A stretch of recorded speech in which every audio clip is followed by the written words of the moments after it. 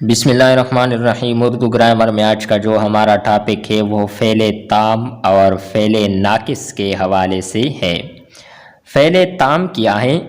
فعل تام وہ فعل ہے جو کبھی فاعل کے ملنے سے بات مکمل کرتا ہے اور کبھی فعل کے ساتھ فاعل اور مفعول دونوں کے ملنے سے اپنا مفہوم واضح کرتا ہے۔ مثلاً نوید سویا، جمشید آیا، بچہ رویا۔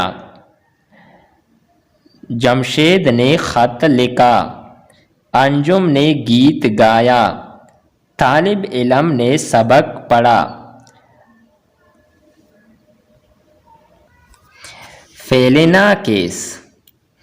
فعل ناقص سے مراد وہ فعل ہے کہ جب تک فاعل کے علاوہ کوئی اور اسم یا صفت اس کے ساتھ نہ ملے، یہ نہ تو کوئی معنی دیتا ہے اور نہ کوئی بات مکمل کرتا ہے۔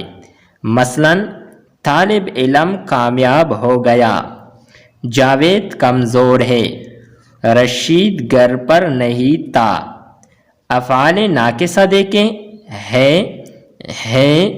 ہو، ہوں، تھا، تھی، تھے، تھے۔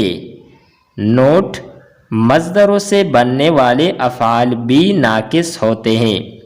مثالیں: ہونا، ہو جانا، پڑھنا، پڑھ جانا، بننا، بن جانا، نکلنا، نکلنا، لگنا، نظر آنا، دکھائی دینا۔